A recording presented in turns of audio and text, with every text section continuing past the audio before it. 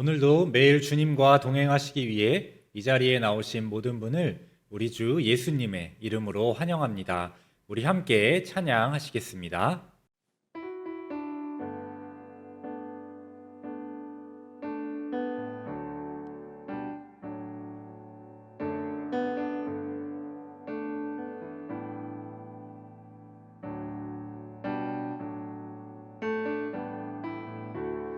은혜 아니면 살아갈 수가 없네. 호흡마저도 다 주의 것이니 세상 평안과 위로 내게 없어도 예수, 오직 예수뿐이네.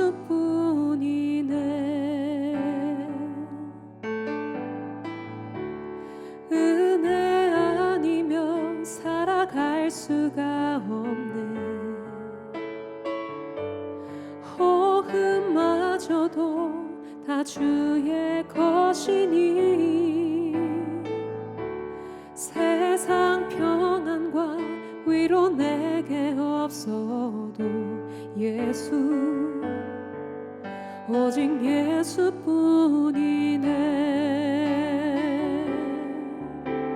크신 계획 다 볼 수도 없고 작은 것 나는 지쳐도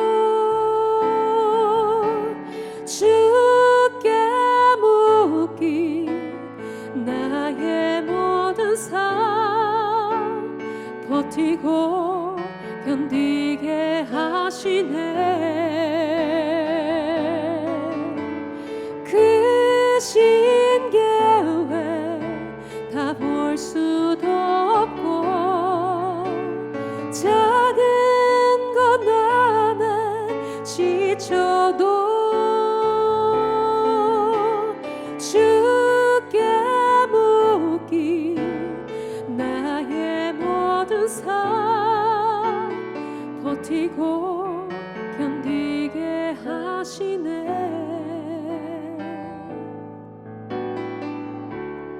은혜 아니면 살아갈 수가 없네. 나의 모든 것 다 주께 맡기니 참된 평안과 위로 내게 주신 주 예수, 오직 예수뿐이네.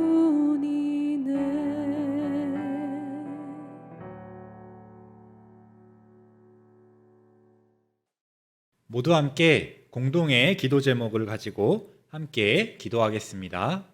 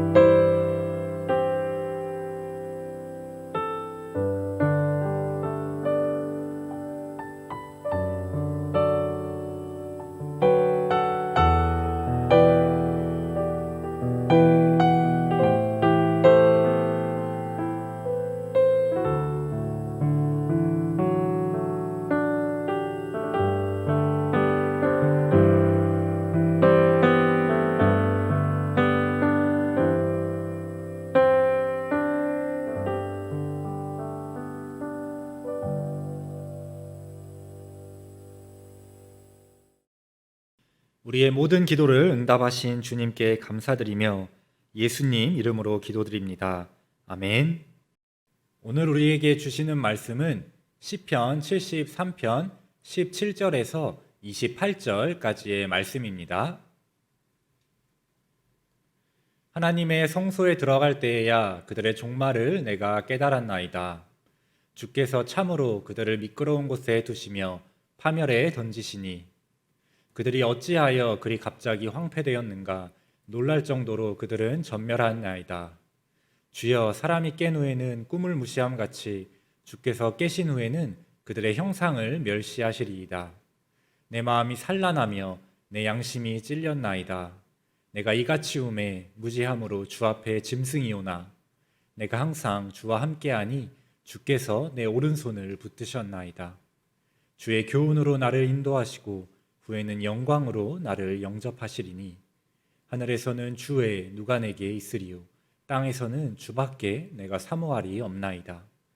내 육체와 마음은 쇠약하나 하나님은 내 마음의 반석이시요 영원한 분깃이시라. 무릇 주를 멀리하는 자는 망하리니 음녀같이 주를 떠난 자를 주께서 다 멸하셨나이다. 하나님께 가까이함이 내게 복이라. 내가 주 여호와를 나의 피난처로 삼아 주의 모든 행적을 전파하리이다. 아멘.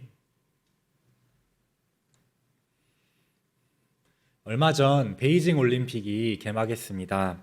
전 세계 91개국으로부터 2,900명에 달하는 선수단이 참가했습니다.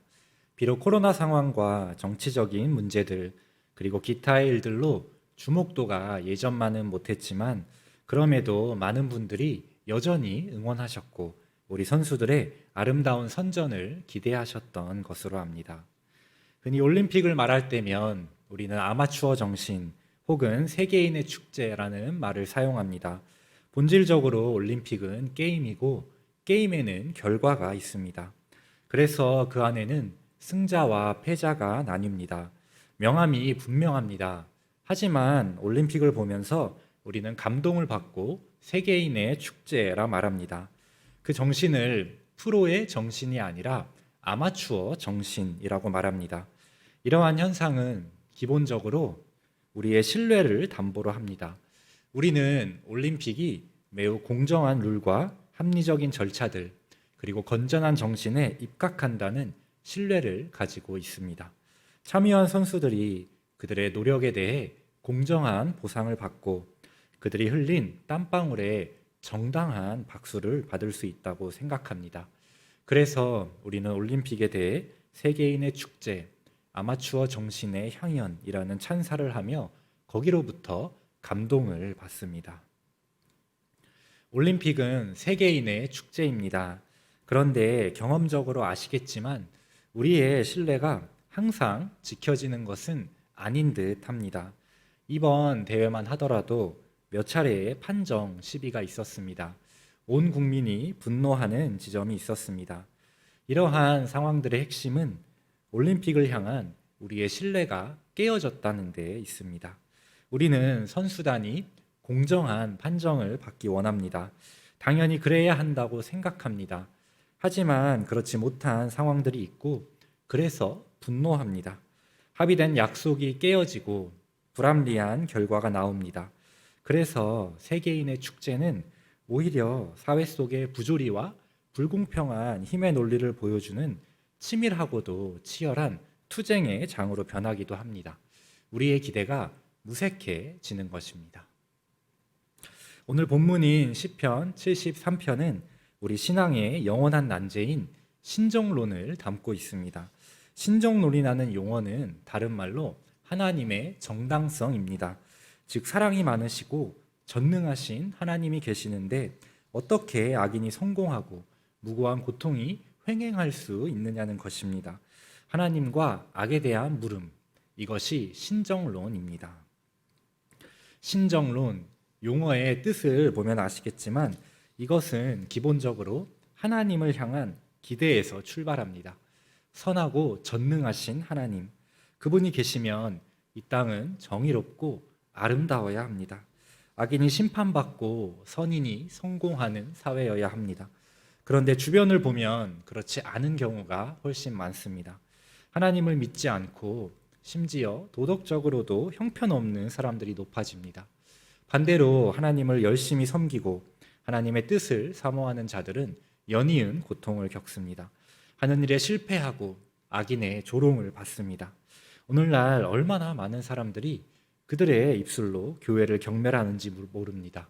물론 교회적으로 부족한 부분도 있겠지만 한편으로는 그들이 가진 힘과 권력이 그들을 자만하게 합니다.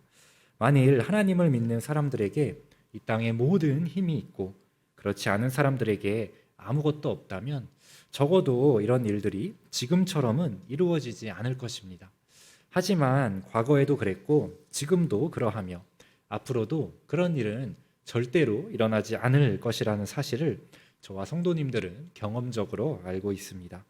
악인은 번성할 것이고 하나님을 믿지 않아도 세상을 향유하며 살 것입니다. 오히려 그리스도인들은 박해를 받을 것입니다. 우리는 이러한 상황을 어떻게 이해해야 하는 것일까요? 결론을 먼저 말씀드리자면 다 알 수 없다는 것입니다. 우리는 하나님의 섭리를 이해할 수 없습니다. 하나님의 일하심은 우리의 헤아림을 초월합니다.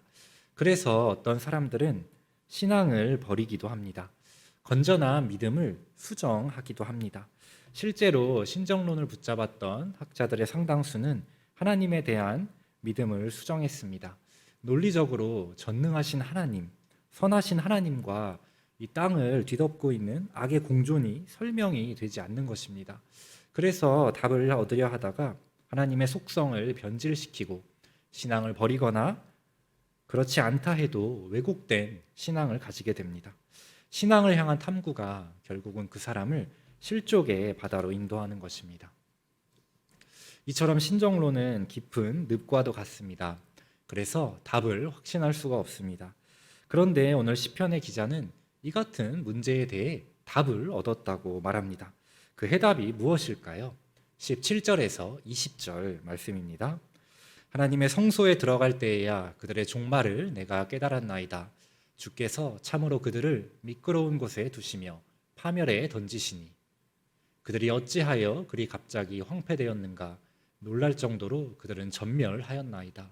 주여, 사람이 깬 후에는 꿈을 무시함 같이 주께서 깨신 후에는 그들의 형상을 멸시하시리이다. 시편의 기자는 그가 하나님의 성소에 들어갈 때에야 그들의 종말을 깨달았다고 말합니다. 다시 말하면 악인의 번성과 무고한 고통에 대한 해답을 하나님의 성소 안에서 비로소 발견했다는 것입니다. 하나님의 성소, 이곳에 들어가는 것이 중요합니다. 그 안에서 우리는 인생의 진정한 해답을 얻을 수 있습니다. 그렇다면 이 하나님의 성소는 어디일까요? 하나님의 성소, 다른 말로 성전입니다. 구약시대의 성전은 건물을 가리켰습니다. 하지만 신약시대의 성전은 우리 그리스도인 각자를 말하기도 합니다. 고린도전서 3장 16절 말씀입니다. 너희는 너희가 하나님의 성전인 것과 하나님의 성령이 너희 안에 계시는 것을 알지 못하느냐. 바울 사도는 우리에게 우리 각자가 하나님의 성전이라고 말하고 있습니다. 정리를 하면 하나님의 성소에 들어간다는 것은 우리의 마음 가운데, 우리의 심령 안에 하나님을 진정으로 모시는 것을 말합니다. 예수님을 진정으로 영접하면, 그리고 그분을 진정으로 경험하면 우리는 땅에서도 세상의 기준이 아니라 우리의 하늘아버지가 주시는 하늘의 기준으로 살아갈 수 있습니다. 시선이 바뀌어집니다. 그래서 이렇게 고백을 하게 됩니다. 하늘에서는 주 외에 누가 내게 있으리요. 땅에서는 주밖에 내가 사모하리 없나이다. 하나님께 가까이 함이 내게 복이라. 내가 주 여호와를 나의 피난처로 삼아 주의 모든 행적을 전파하리이다. 사랑하는 성도 여러분, 오늘 삶 가운데서 하나님에 대한 의문이 있지는 않으십니까? 세상의 부조리와 또 악인들의 번성을 보시면서 마음에 심한 번민이 생기지는 않으신지요? 그럴 때 시편은 우리에게 더욱더 하나님의 성소에 들어가기를 힘쓰라고 말하고 있습니다. 우리는 하늘의 자녀입니다. 하지만 흙으로부터 왔습니다. 그래서 세상의 기준과 세상의 것들을 완전히 포기하지 못합니다. 하지만 그것들은 우리의 신앙마저 삼켜버리는 그러한 압력이 되어서는 안 됩니다. 오늘 시편의 기자는 이렇게 고백합니다. 하나님께 가까이함이 내게 복이라. 내가 주 여호와를 나의 피난처로 삼아 주의 모든 행적을 전파하리이다. 하나님의 성소에 들어가면 하나님이 주시는 기쁨이 있습니다. 그 기쁨 안에서 우리는 비록 세상의 악과 고통을 다 이해할 수 없을지라도 하나님의 섭리를 신뢰하며 나아갈 수 있습니다. 오늘도 우리에게는 하루를 시작하는 귀한 새벽이 허락이 되었습니다. 바라기는 주의 성소 안에서 우리의 심령 안에서 하나님과의 깊은 교제를 누리시기를 소원합니다. 마음으로 하나님을 찾으시고 그분을 만나시기 바랍니다. 그러면 우리는 하나님과 동행하며 하나님으로 인해 세상의 다른 여건들을 넘어서는 진정한 기쁨을 누릴 수 있습니다. 이 고요한 새벽 시간, 바라기는 그러한 은총이 이 자리에 계신 저와 여러분에게 있으시기를, 이 시간 우리에게 참된 기쁨을 주시는 우리 주 예수님의 이름으로 소망합니다. 함께 기도하시겠습니다. 하나님 아버지, 감사합니다. 오늘 하나님의 말씀을 통하여서 우리가 성소에 들어갈 때에야 하나님으로부터 얻게 되는 기쁨이 있음을 나누었습니다. 하나님, 우리는 세상을 살아가며 여러 가지 이해할 수 없는 것과 또 악인들의 번영함을 보게 됩니다. 하나님, 그렇지만 그러할 때 우리의 마음으로 나아가서 지성소에 계신 하나님을 만나게 하여 주옵시고, 하나님의 시선으로 세상을 바라보며 오직 하나님으로 말미암아 기뻐하는 우리 모두가 될 수 있도록 도와주시옵소서. 감사합니다. 이 모든 말씀 우리를 구원하신 우리 주 예수님의 이름으로 기도합니다. 아멘. 주기도문으로 예배 마치시겠습니다.